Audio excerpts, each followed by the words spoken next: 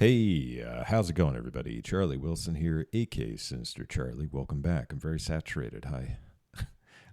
I'm a lot whiter than this, I'm pretty sure. I'm pretty sure. I wish I looked like this all the time. Yeah, but M65 atomic cannon, it's real and terrifying. I'll be the judge of that. No, it kind of sounds like the Fallout gun, like the nuclear gun. I can't remember. I haven't played Fallout in forever, but it sounds like that. But yeah, let's get into it. Skibble goop. Black. Today we're talking about that time that America built a giant gun that could shoot nuclear warheads. Not really sure where to start with this, so we're going to start at the very beginning. August 6, 1945, America dropped the first atomic bomb on Japan. Not saying it's right, I'm just saying it happened. When did this happen? No, I'm just kidding. This showed the entire world America's new superweapon, and it took all of about 45 minutes for America to want to shoot one out of a gun next. 45 minutes is a little bit of an exaggeration, but not by much. Basically, the U.S. Army found out that the U.S. Air Force had a more powerful weapon than they did, and they got jealous. So they had their eye out for any opportunity or any excuse that they could use to justify them getting their hands on nuclear weapons. And they would get that excuse on August 29th, 1949, when the Soviet Union would test their first atomic bomb. This kind of sort of implied that Uncle Sam wasn't #1 in the world when it came to unhealthcare anymore, and we can't have that shit now, can we? Yeah. You know, the boys... So the U.S. government figured if we can drop a bomb and they can drop a bomb, we're going to have to one-up them. The only way to do that is to Evel Knievel this shit. That's right, we're going to put a nuclear warhead on a motorcycle and jump it across the Grand Canyon. Let's jump this jump. Wait. No. We're going to put it in a cannon. Unfortunately, it wasn't quite that easy. As I'm sure you can imagine, you can't just stick a bomb that was designed to be dropped out of an airplane inside of a gun and expect it to work. They actually had to develop a casing that would allow the warhead to survive being subjected to the forces of being yeeted out of a cannon, which honestly sounds like a pretty complicated task. So they called up their buddies at Picatinny Industries and talked to a man by the name of Robert M. Schwartz. He would call back approximately 15 days later and say, hey, come pick your shit up. It's done. Yeah, 15 days and he developed the W9 warhead. It is a 280 millimeter artillery round that weighs approximately 850 pounds. And on impact, it will deliver an explosive yield of 15 kilotons, which, if you don't know, is equivalent to 15,000 tons of TNT. And then you know it's a nuke, so you have the spicy neutrons on top of that. Buh! You're using tons, and that's metric, which makes you a hypocrite. Buh! No, just no to all of it. There's actually 3 different types of ton. A ton is 2,000 pounds. Then you have a metric ton, which is what you're referring to. And then there's a long ton, which is something Britain uses to, like, measure how many Independence Days they've given out or something. Okay. However, now that I know it upsets you, let's go ahead and do some more math to help us understand how absolutely enormous this explosion would be. So you have a ton, which is 2,000 pounds. And we've got 15,000 of those in this explosion. So 15,000 times 2,000 gives us 30 million pounds of TNT. Okay, a fucking blue whale weighs 300,000 pounds. That is 100 blue whales worth of TNT that you're pushing out the end of a cannon in one trigger pull. That's a lot of It's nice to measure things in whales, as we found out recently, especially blue whales. It's a good measurement, honestly.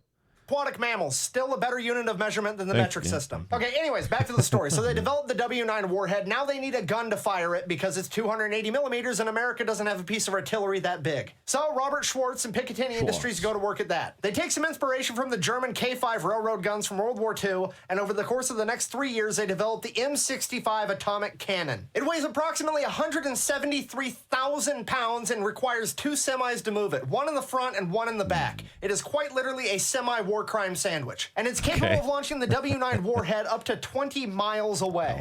They got the bullet, they got the gun, it's time to unleash the power of the sun. May 25th, 1953, they tested this thing out, and thank God they recorded it. Let's go ahead and just play the footage. Awesome. And everybody there got cancer.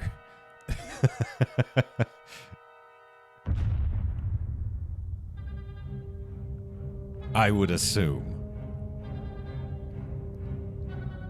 It's pretty rad. Ladies and gentlemen, that is beyond Yeetus Deletus. That is Yeetus Control Alt Deletus. That explosion incinerated everything within a 1 mile radius and pretty much took out everything else within a 5 mile radius immediately. So that particular cannon, the only one to ever actually fire a nuke, was given the nickname Atomic Annie. This was a head nod to the K5 German railroad gun that inspired its creation. They were nicknamed Anzio Annie. However, pretty much all M65 atomic cannons are referred to as Atomic Annie. Yeah, there's more than one. There was actually one more present at the test site known as Sad Sack, and then after seeing how successful this program was, they ordered 18 more to be built. I mean, of course you need 20. What happens if you lose one? Which they fucking did. Apparently after the testing, Atomic Annie and Sad Sack got switched. Atomic Annie accidentally got sent overseas, and Sad Sack apparently got sent to Fort Sill. Nobody figured this out until 10 years later. So nobody knew where the actual Atomic Annie was, and she was given the nickname AWOL Annie, and it took like 2 years to fucking find her because nobody was allowed to know the location of these things. Which actually means that Atomic Annie was technically lost the entire time the M65 atomic cannon was in service because they were officially retired in 1963.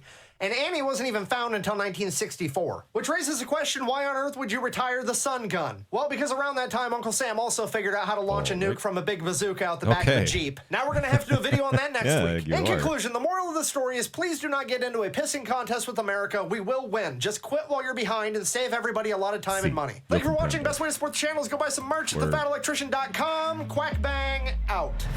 It's time for a song. I forgot about the song at the end. I gotta do a song, and I'm gonna do it real quick. Just wait a minute. Hey, what are you doing? Okay. I'm losing my mind. Hey, thanks for watching. I really appreciate it. That was fun. Yeah. Big pow. Boom, boom. Thanks for watching. Please like and subscribe down below. Makes me feel good inside and helps out the channel. And if you got any suggestions, put them down in the comments. Those help out a lot, and it gives me ideas because I have none of my own. I'm creatively bankrupt.